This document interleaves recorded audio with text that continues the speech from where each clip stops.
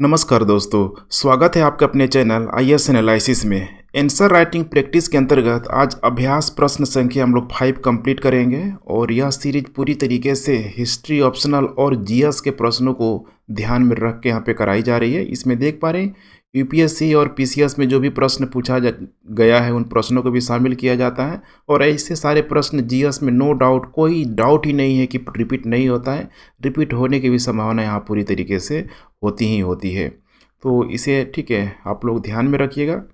और देखिए लास्ट में आप लोगों को डेली के डेली आंसर राइटिंग प्रैक्टिस के अंतर्गत एक क्वेश्चन प्रोवाइड किया जाता है और वो जो क्वेश्चन होता है आपका आंसर जब तक आप उसको नहीं करेंगे, टेलीग्राम ग्रुप में आप शेयर नहीं करेंगे, हमें पता नहीं लग पाएगा कि आप किस डायरेक्शन में अपनी आंसर राइटिंग स्किल को बढ़ा रहे हैं।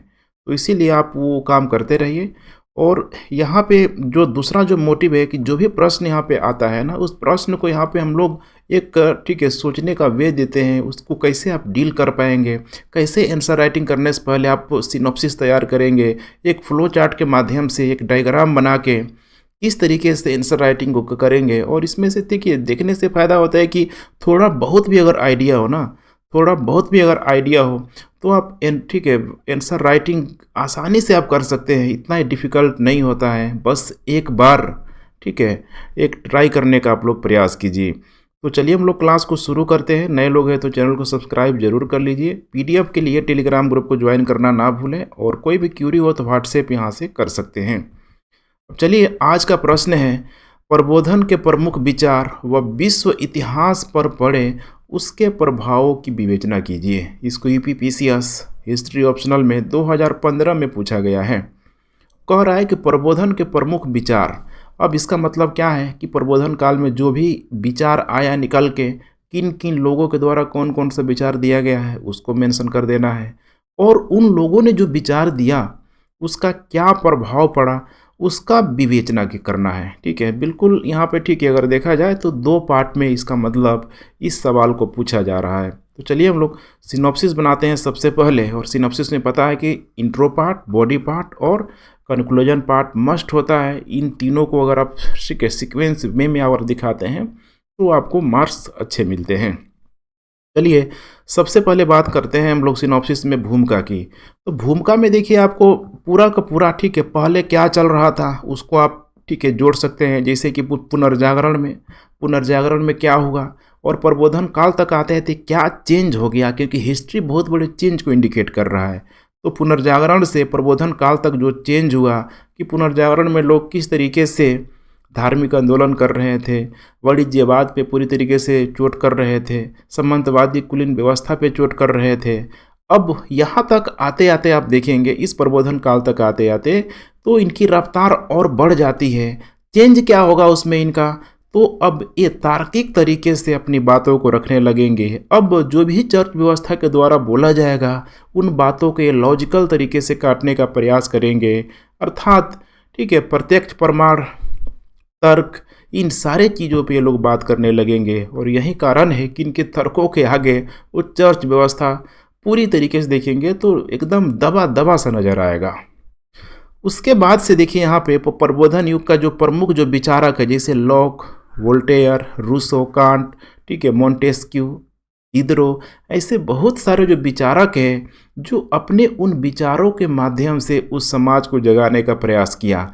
लेकिन जैसा मैंने बताया था शुरू में कि थोड़ा बहुत भी अगर आइडिया हो ना तो इनके बारे में आप लिख सकते हैं। कोई ज़रूरी नहीं है कि लॉक ने क्या बोला, वोल्टेयर ने क्या बोला, रूसो ने क्या बोला, कांट ने क्या बोला, क्योंकि आपको यहाँ पे उस चेंज को समझना है। अब उस चेंज को समझने के लिए थोड़ा सा मेरी बातों को ठीक है थोड़ा सा ध्यान दीजिए। प्रबोधन काल का थोड़ा आइडिया होगा ना आप लोग यहाँ पे आसानी से समझ जाएंगे। ये देखिए पुनर्जागरण में क्या हुआ था, तो पुनर्जागरण में हमने देखा कि किस तरीके से एक मध्य वर्ग का उदय हुआ। और ये जब मध्य वर्ग का जब उदय हुआ तो इस मध्य वर्ग को सामंतवादी व्यवस्था से चैलेंज मिल रहा था, कुलीनों से चैलेंज मिल रहा था, चर्च व्यवस्था से चैलेंज मिल रहा था।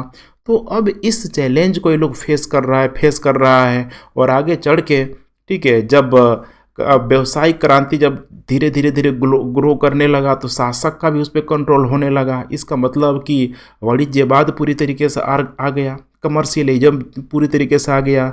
अब ये मध्य वर्ग परेशान करे तो क्या करे, क्योंकि शासक से तो डायरेक्ट फाइट नहीं कर सकता है, लेकिन अगर चर्च व्यवस्था से कुलीनों सामंतों की अगर ये बातें अगर हटाने की अगर ये कर रहा है, तो समझिए कहीं न कहीं मध्य वर्ग अपने आर्थिक हितों की यहाँ पे ठीक है सोचने समझने की बात कर रहा है, अपने आर्थिक हितों को बढ़ाने की बात कर रहा है। लेकिन यहाँ पे आपको ये समझना है कि उस समाज में मौजूद अगर मध्य वर्ग है, तो नीचे भी तो निम्न वर्ग मौजूद है। क्या ये मध्य वर्ग उन निम्न वर्गों की बातों को उठा रहा है, निम्न वर्गों की मांगों को उठा रहा है? ऐसा तो बिल्कुल नहीं है। इसीलिए अब ये मध्य वर्ग की जो जो समस्याएं हैं, ठीक पुनर्जागरण की तरह उन्हीं समस्याओं को माने लॉजिकल तार्किक तरीके से इस प्रबोधन काल में रखने का प्रयास कर रहा है। अर्थात तर्क, प्रमाण, ठीक है, एक्सप्रेशन, अभिव्यक्ति, इन सारे ही माध्यमों से अब यही लोग हैं जो वोल्टेयर है, लॉक है, ठीक है, रूसो, कांट, जो भी है यहाँ पे डजेंट मैटर। अब इनके द्वारा उस समाज में मौजूद चूँकि बुराइयाँ तो यही हैं, आपको समझ में आ गया, या फिर इनको विकास की मार्ग में बाधा तो यही डाल रहा है। तो अब ये जो विचारक हैं कोई उच्च क्लास का नहीं है, कोई राजा नहीं है, कोई कुलीन नहीं है, ये विचारक सारे उस मध्य ठीक है वर्ग की ही पूरी की पूरी कैटेगरी है, जो इनके समाज में मौजूद जो भी चैलेंज है, जो इनको विकास करने में रोक रहा है, उसको ये लोग हटाने की बात कर रहे हैं। बिल्कुल यही सिंपल सा यहाँ पे कॉन्सेप्ट है। तो इतना जब आप ठीक है बता ही देंगे, तो उसके बाद से अब आप समझाएंगे कि प्रभाव क्या पड़ा। तो अब ये लॉजिक तरीके से अपनी बात जब रख लेंगे, तो स्वाभाविक सी बात है कि प्रभाव कुछ न कुछ आएगा ही आएगा। जिससे एडम स्मिथ ने किस तरीके से ठीक है उस वाणिज्यवादी व्यवस्था पे चोट किया हुआ था, मुक्त अर्थव्यवस्था पे बल दिया हुआ था, इसका मतलब कि अपने रास्ते के रोड़ा को ठीक है दूर करने का ये लोग प्रयास कर रहा है, और काफ़ी इसमें ये लोग सफल भी होगा। तो यही है, अब इसका जो प्रभाव है इसकी हम लोग विवेचना करेंगे कि क्या इसका बेनिफिट इनको भी मिला या नीचे के लोगों को भी मिला। और लास्ट में यहाँ पे बात करेंगे हम लोग निष्कर्ष की। निष्कर्ष में आपको एक सोचने का एक नया आइडिया यहाँ पे डेवलप होगा इस प्रबोधन काल को लेके, क्योंकि प्रबोधन काल को हमेशा आप ठीक है टॉप पे ले जाके सिर्फ और सिर्फ इसकी बढ़ाई नहीं कर सकते हैं, बल्कि कभी न कभी इसकी ठीक है क्रिटिसाइज करना भी होता है, आलोचना करना भी होता है। कैसे करेंगे इस निष्कर्ष में थोड़ा मैं सिखाऊंगा आप लोगों को, ठीक है। तो इसीलिए ठीक है यहाँ रटाया नहीं बल्कि सिखाया जाता है। थोड़ा आप एफर्ट लगाएंगे ना, बहुत आसान हो जाता है आंसर राइटिंग करना। चलिए अब बात करते हैं हम लोग भूमिका की। तो भूमिका में देखिए सबसे पहले बड़ा सा ठीक है भूमिका यहाँ आप बना सकते हैं कि यूरोप में जो भी 17वीं 18वीं शताब्दी में जो भी ठीक है क्रांतिकारी परिवर्तन हुआ, पुनर्जागरण की वजह से जो भी परिवर्तन हुआ, उसमें आप धर्म सुधार आंदोलन ले लीजिए, वाणिज्य क्रांति, ठीक है, ये सारा चीज़ है, ठीक है। इसी ने क्या किया कि धीरे धीरे धीरे क्रांति का आधार तैयार कर दिया।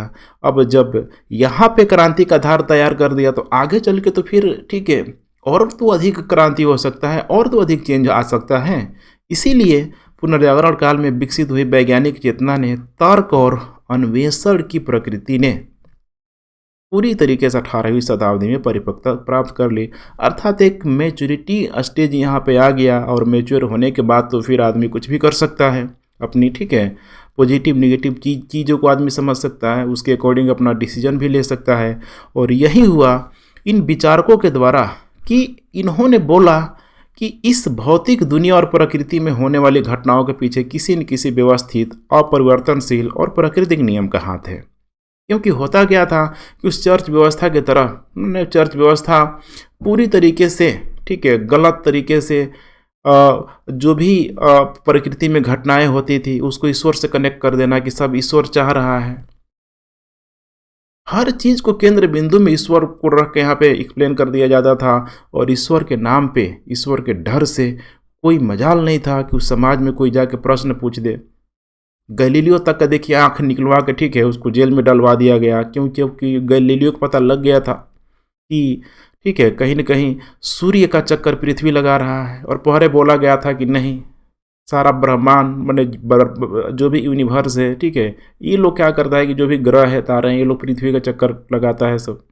तो देखिए अब वही है, अब चर्च व्यवस्था से कहीं न कहीं ठीक है एक पर्दा उठ रहा है, लोगों के नज़र से ठीक है जो पर्दा गिरा हुआ था वो उठ रहा है। तो समझना है आपको कि प्राकृतिक नियम का हाथ है। इसके लिए अब फ्रांसीसी बेकन का विचार बड़ा फेमस है। इसका बोला कि देखो, विश्वास मजबूत करने के 3 साधन है। ऐसे तो हम ट्रस्ट नहीं करेंगे, तुम कुछ भी बोलोगे हम मान लेंगे, ऐसा नहीं होता है। उसके लिए अनुभव चाहिए, एक्सपीरियंस बहुत ज़रूरी है, तर्क बहुत चाहिए और प्रमाण चाहिए। प्रमाण तो इतना इम्पोर्टेंट है कि कोई भी चीज़ देखिए, जब तक आपको एविडेंस नहीं मिलेगा क्या आप किसी बातों को मान लेंगे। थ्योरी तो आज भी बहुत कोई अच्छा अच्छा दे देगा, ठीक है। चाहे अगर मैं दे रहा हूँ, ठीक है, मेरा एग्जाम्पल ले लीजिए कि थ्योरेटिकल रूप में अगर मैं चीज़ों को दे रहा हूँ कि सदा सत्य बोलो, तो ऐसा तो नहीं है कि मैं सदा सत्य ही बोल रहा हूँ। ये भी हो सकता है कि मैं जो बोल रहा हूँ वो थ्योरी है, मैं उसे अप्लाई कर रहा हूँ कि नहीं कर रहा हूँ, तो मेरे आसपास के जो करीबी लोग मुझे जानेंगे। तो ये हो जाएगा प्रमाण कि अब कोई आके बोल दे कि नहीं ठीक है सर सही में सत्य बोलते हैं, तो आपको लगेगा बोलते हैं। अदरवाइज फिर लगेगा कि ठीक है सर सत्य नहीं बोलते हैं, तो लगेगा कि हाँ भाई झूठ भी बोलते हैं। तो यही ये प्रमाण का यहाँ पे बहुत ज़रूरी है। इसीलिए यहाँ पे कहा गया कि तर्क और अनुभव पर आधारित विश्वास कभी स्थिर नहीं होगा। इसके लिए ज़रूरी क्या है? प्रमाण। और प्रमाण लाओ। अगर पूरे जो ब्रह्मांड के जो भी नक्षत्र तारे ग्रह हैं, अगर पृथ्वी का चक्कर लगाते हैं तो उसका प्रमाण क्या है, हमें ये बताओ। चर्च व्यवस्था की सोचिए, उस समय हालत खराब हो गई, ठीक है। मार्टिन लूथर जैसे विचारकों ने 95 थेसिस टांग दिया, 95 सवाल टांग दिया वहाँ पे। चर्च व्यवस्था की जुबान नहीं खुल रही थी। तो कहीं ना कहीं देखिए ये लोग अब पुनर्जागरण से प्रबोधन काल तक आते आते देखिए मैच्योरिटी कितना हो गया, कितना ये लोग लॉजिकल तरीके से अपनी बातों को रख रहा है। अब यही है कि अब कौन कौन लोग क्या क्या यहाँ पे बोला हुआ है, कौन कौन से थिंक टैंकर, ठीक है, कौन कौन सा विचार अपना रखा है, यही आपको समझना है। तो देख पा रहे हैं रूसो, कांट, वोल्टेयर लोग, जैसे मैंने बताया था कि उस समाज में मौजूद बुराइयों को ही, ठीक है, ये लोग उठाने का प्रयास कर रहे हैं। जैसे कि रूसो ने बोला कि सब कोई स्वतंत्र है, ठीक है। मनुष्य एकदम जन्म से ही स्वतंत्र पैदा होता है, लेकिन उसको गुलामी के जंजीरों में जकड़ दिया जाता है। धार्मिक आडंबर उसको, ठीक है, पूरी तरीके से बर्बाद कर देता है, ख़त्म कर देता है। चर्च व्यवस्था बोलता है कि मनुष्य जन्म से ही पापी हो। ऐसा कैसे हो सकता है कि कोई जन्म से कैसे पापी हो सकता है? ये सरासर गलत है। और इसका बड़ा फेमस कोट है, ठीक है, जो मैंने यहाँ पे प्रोवाइड किया है।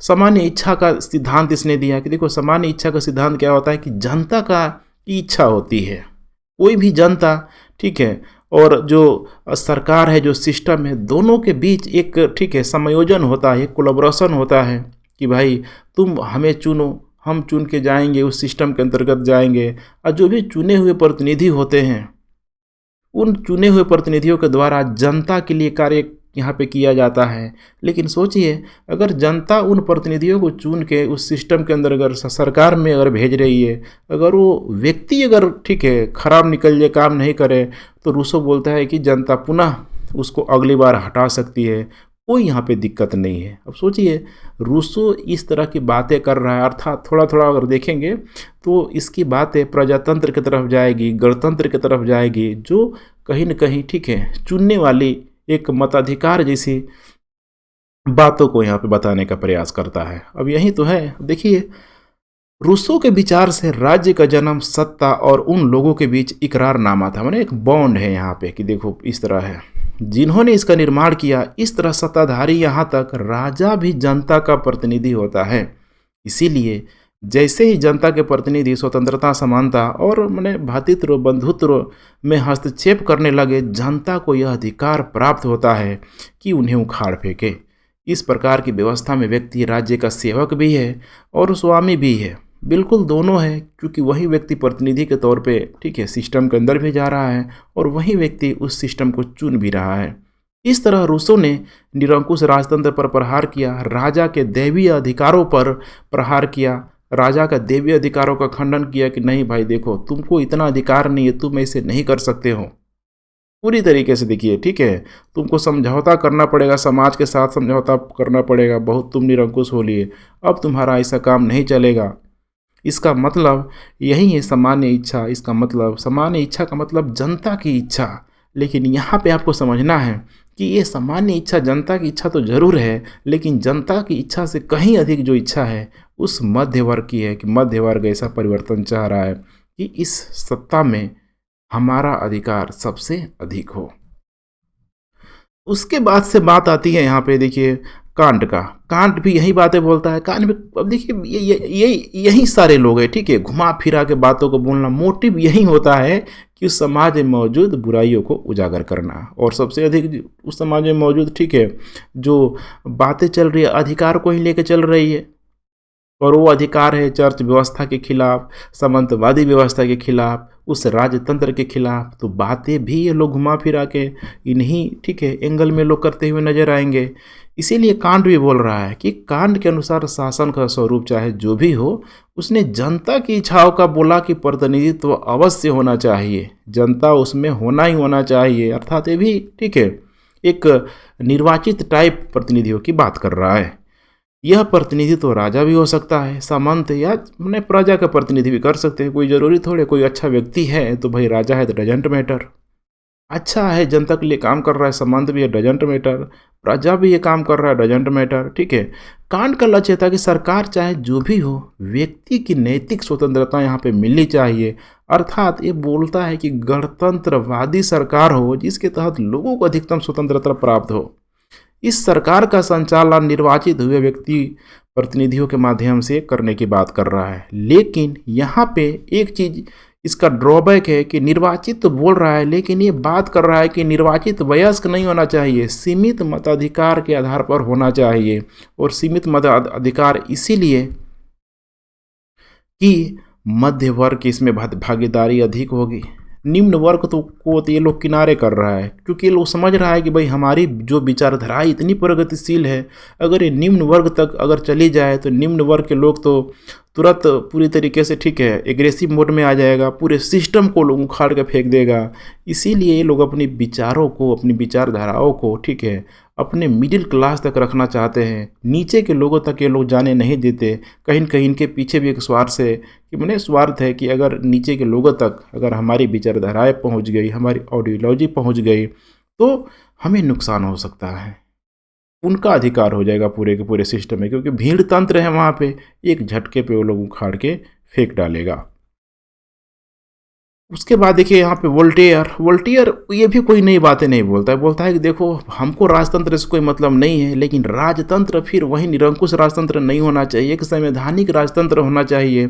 और बोलता है कि उसकी मान्यता है कि दंड अपराध के अनुपात में दिया जाना चाहिए, ये नहीं कि शासक उठा बोला उसकी गर्दन काट दो, ऐसा नहीं होना चाहिए, दंड के अनुसार, ठीक है, होना चाहिए। और उसके लिए बाकायदा बोलता है कि कुछ ना कुछ रूल बुक होना चाहिए, कुछ लॉ होना चाहिए, उसके आधार पे दंड के अनुपात पे उसको क्या सज़ा दिया जाना चाहिए। ये शासक के जीभ में नहीं होगा, ये लॉ एंड ऑर्डर के माध्यम से होगा, ठीक है, कुछ कानून के माध्यम से होगा, इसकी बात कर रहा है। और वोल्टेयर बहुत फायर ब्रिगेड विचारक माना जाता है, ध्यान रखिएगा, प्रबोधन काल का। धर्म पे तो इसने बहुत खतरनाक चोट किया, चर्च व्यवस्था पे बहुत खतरनाक चोट किया, और चर्च व्यवस्था को पूरी तरीके से मतलब इस तरह से बोलता है कि एक ही ईसाई तो बचा हुआ था, उसे भी सूली पे चढ़ा दिया गया। जागो ग्राहक जागो, कुछ इस टाइप की बात करता है, समझिए। ये है वोल्टेयर, ठीक है। वोल्टेयर के बारे में ऐसा बोला जाता है कि वोल्टेयर, ठीक है, बहुत ही प्रबुद्ध व्यक्ति था, लेकिन वोल्टेयर की बातों को समझने के लिए शायद युग ही क्या था, उतना प्रबुद्ध नहीं था जितना वोल्टेयर था। बहुत ही, ठीक है, बोलता है कि कोई ऐसा धर्म नहीं है जिसने खून नहीं बहाया हो, हर धर्म ने खून बहाया है अपना। तो आखिर जब इतनी खून की नदियाँ बह रही है तो ये धर्म कहीं से भी मानव कल्याण यहाँ पे नहीं कर सकता है। इसीलिए, ठीक है, सबको एक दायरे में रहने की यहाँ पे बात कर रहा है, ठीक है, और धर्म पे मैंने कर्मकांड पे पूरी तरीके से चोट कर रहा है। नेक्स्ट यहाँ पे अब आ गया लास्ट में जॉन लॉक आ गया। जॉन लॉक की भाई अब इतना सा आपको तीन विचारकों को देखे होंगे, लग गया होगा कि भाई घुमा फिरा के लोग, ठीक है, तोड़ मरोड़ के बातें वहीं कर रहे हैं। जॉन लॉक ने भी यही बोला कि राजनीतिक सत्ता के स्वरूप के संबंध में राजा के देवी अधिकार के सिद्धांत का खंडन किया पूरी तरीके से, कि भाई दैवत्य होता है ना कि राजा, ठीक है, देवी अधिकार है, मैंने राजा को साक्षात, ठीक है, देवताओं के द्वारा यहाँ पे उतारा गया है अपना प्रतिनिधि बना के। बोला कि ऐसा कुछ नहीं है भाई, ठीक है।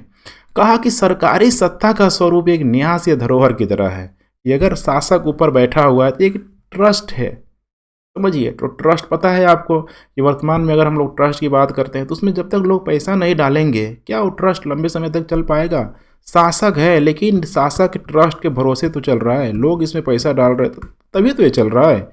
और इसका चयन समुदाय द्वारा किया जाता है। इसीलिए जब ये ट्रस्ट है लोगों के द्वारा, जब इसमें ठीक है इन्वेस्ट किया जा रहा है, डाला जा रहा है, सपोर्ट किया जा रहा है, तो चुनाव भी उन्हीं के माध्यम से हो। अतः सरकार स्वयं समुदाय के प्रति निष्ठा से बंधी होती है। सरकार का स्वरूप चाहे जनतांत्रिक हो राजतंत्रिक, उसके अधिकार सीमित होते हैं। समझिए, कोई भी सरकार व्यक्ति के प्राकृतिक अधिकारों, जीवन स्वतंत्रता और संपत्ति के अधिकारों का उल्लंघन नहीं कर सकती। अब सोचिए, ये बातें कर रहा है प्राकृतिक अधिकार, जीवन स्वतंत्रता, संपत्ति। उस समय प्रबोधन काल के समय या फिर पुनर्जागरण के बाद से जब देखेंगे तो ये सारे ही अधिकारों को कहीं न कहीं ठीक है इन पे खतरा की घंटी यहाँ पे बंधने लगी थी। इसीलिए अब देखिए ये लोग अपनी मांगों को उठा रहे हैं। निम्न वर्ग तो बेचारे देखिए पहले भी दबा कुचला था, आज भी दबा कुचला है, लेकिन ये तो लोग होशियार हो गया है ना। ये लोग समझ रहा है कि कहीं न कहीं हमारे साथ गलत हो रहा है।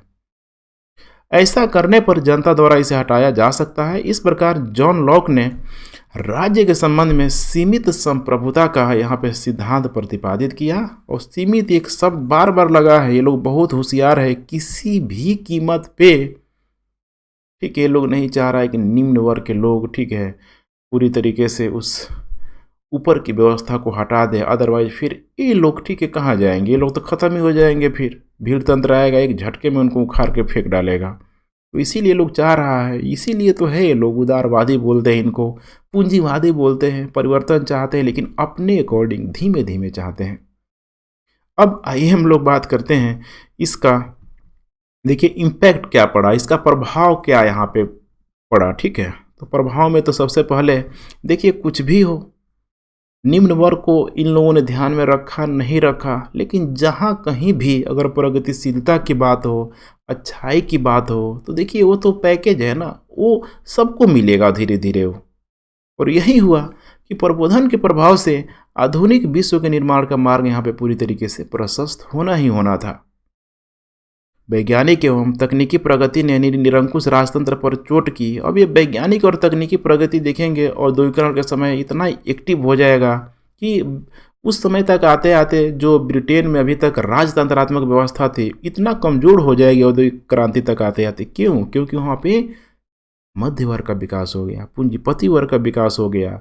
यही तो है हर तरह से। फलतः लोकप्रिय सरकार की स्थापना हुई। चिंतकों के द्वारा प्रतिपादित व्यक्ति स्वतंत्र की बात ने उदारवादी सरकार के निर्माण के मार्ग को पूरी तरीके से प्रशस्त कर दिया। अर्थात जो भी गवर्नमेंट हो उदारवादी यहाँ पे होना चाहिए, चेंज हो लेकिन काफ़ी कम हो। व्यक्ति स्वतंत्र पैदा हुआ है, जैसे नारे और व्यक्ति की स्वतंत्रता की मांग ने आर्थिक स्वतंत्रता को प्रोत्साहित किया। मैंने बताया था, रूसो ने बोला हुआ था कि मनुष्य जन्म से स्वतंत्र है, लेकिन ठीक है मनुष्य को भौतिकवादी विचारों ने पूरी तरीके से जकड़ लिया है। इसीलिए उसको उन भौतिकवादी विचारों से ठीक है टूटना चाहिए। मैंने एकदम उसको पैरों में उसका जंजीर बांध दिया है, उन जंजीरों को तोड़ देना चाहिए, फ्री हो जाना चाहिए। इस तरह की बातें करता है वो। इसीलिए बोल रहा है कि व्यक्ति स्वतंत्र पैदा हुआ है, किसी तरह का कोई बंधन, चाहे किसी तरह का बंधन यहाँ पे नहीं होना चाहिए। इसीलिए देखिए रूसो का नाम है ना, जो भी प्रबोधन युग के विचारक हैं, रूसो का नाम सबसे टॉप पे यहाँ पे लिया जाता है। ठीक है, एग्जाम में भी आप लोग रूसो का मेंशन जरूर कीजिए।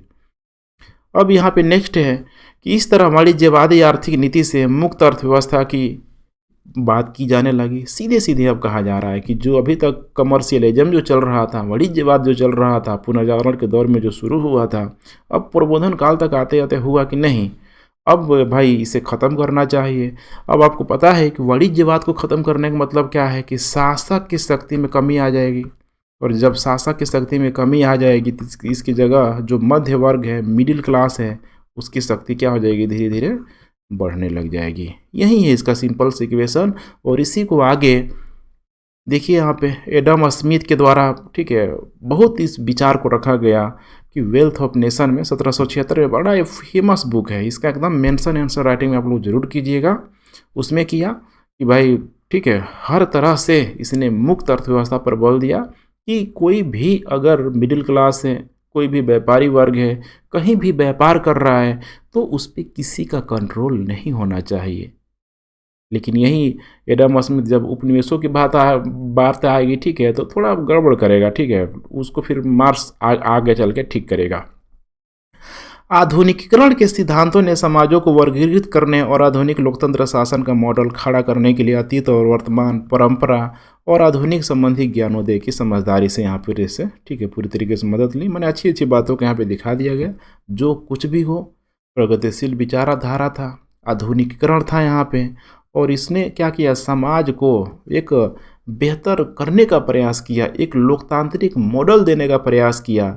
और यही तो हमें दिखेगा अमेरिकी क्रांति में, दिखेगा अमेरिकी क्रांति में किस तरीके से लोग ठीक है समानता के नाम पे वो लोग पूरी तरीके से लड़ गया, अपने यहाँ संविधान भी बनाएगा। इसी चीज़ को आगे फ्रांस की क्रांति में स्वतंत्रता, समानता, बंधुत्व के नारे के माध्यम से किया जाएगा। वहाँ पे भी कहीं न कहीं एक राजतंत्र का खात्मा होकर संवैधानिक राजतंत्र शुरू हो जाएगा।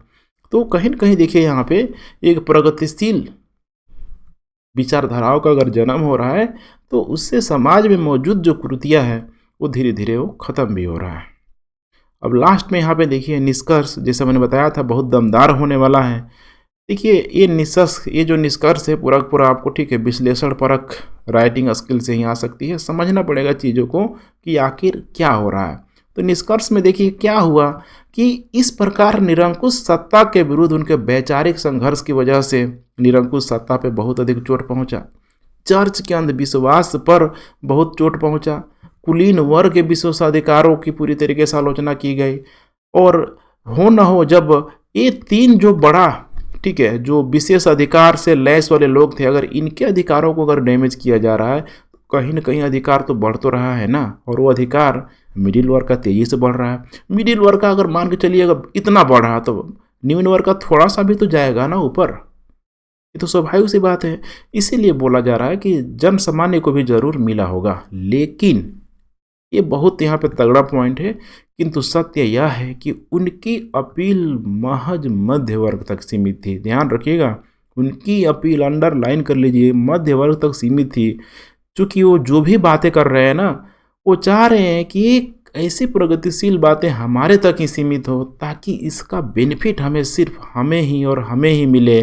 क्योंकि ऐसा माना जाता है कि यूरोप में बहुत सारे उस समय के जो भी प्रबोधनकालिक विचारक थे, नौकर चाकर सब रखते थे लोग, लेकिन आपस में घर में जब ये लोग बात करते थे, जब इंटेलेक्चुअल दो लोग ठीक है, जब चार लोग ठीक है पार्टी वोटी होती थी, जब आपस में मिलते थे तो उन प्रगतिशील बातों को वे अपने तक सीमित रखने का प्रयास करते थे कि गलती से कहीं ये प्रगतिशील बातें उन नौकरों के कानों तक ना पहुंच जाए, अदरवाइज नौकर होशियार हो जाएगा, फिर वो हमारी अधीनता स्वीकार करा करेगा, फिर तो क्रांति के मूड में आ जाएगा। इसीलिए हमेशा ऐसा इनको डर था कि ऐसी प्रगतिशील विचारे ठीक है निम्न वर्ग के लोगों तक ना जाए। निम्न वर्ग तक अगर पहुँच गया जा, भीड़ तंत्र है, उखाड़ के लोग सीधे ऊपर फेंक देगा, सब खत्म हो जाएगा ठीक है, और हमारा ठीक है जो भी टारगेट है वो कभी पूरा नहीं हो पाएगा। इसीलिए यहाँ पे कहा जा रहा है कि वे स्वयं मध्यवर्गीय बुद्धिजीवी थे और शांतिपूर्ण परिवर्तन में विश्वास करते थे कि भाई जो भी परिवर्तन होना चाहिए धीरे धीरे होना चाहिए, लेकिन उस धीरे धीरे में अपने को ये लोग प्रायोरिटी देते थे।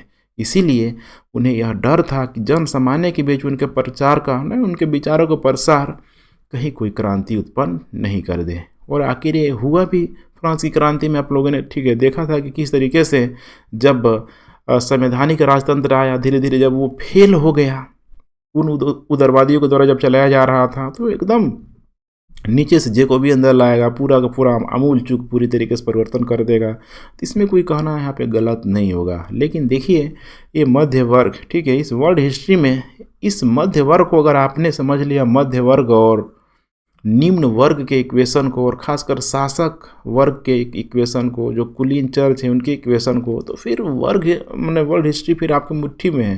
फिर तो आपको कभी से कोई समस्या ही नहीं आएगी ठीक है कि क्या यहाँ पे हो रहा है। चेंजेस को आप समझ पाएंगे चीज़ों को। तो ठीक है फ्रेंड्स, ठीक है, उम्मीद है आप लोगों को ठीक है पसंद आया होगा। कोई भी फीडबैक है तो आप लोग ठीक है नीचे कमेंट कर सकते हैं ठीक है, अपना सुझाव आप लोग ज़रूर दें। अब आज का प्रश्न है ठीक है, आपका हाथ है, आपका पेन है, आपका पेन है, आपका पेपर है, ज़रूर लिखिए, अदरवाइज मैं यहाँ पे कुछ नहीं कर सकता हूँ ठीक है। बिल्कुल इसी के फ्रेमवर्क में इस प्रश्न को दिया गया है, देख पा रहे हैं आप ठीक है। ये भी यूपीपीसीएस का ही पूछा गया यहाँ पे प्रश्न है। आप लोगों से रिक्वेस्ट है पेन चलाइए, आंसर को अपने ठीक है टेलीग्राम एक ग्रुप भी बना हुआ है, आप पेज में भी आप भेज सकते हैं उसमें कमेंट वाले ऑप्शन में, या फिर व्हाट्सएप में आप ठीक है यहाँ पे शेयर कर सकते हैं। लेकिन लिखे ज़रूर, लिख के भेजे ज़रूर, ताकि यहाँ से हम लोग रिव्यू करें, आपको भी अनुमान लगे कि भाई क्या क्या इसमें कमियां हैं। ठीक है, आपको पता होना चाहिए, अदरवाइज फिर समस्या होगी ही होगी। अभी इस राइटिंग ठीक है करना पूरी तरीके से शुरू कर दीजिए।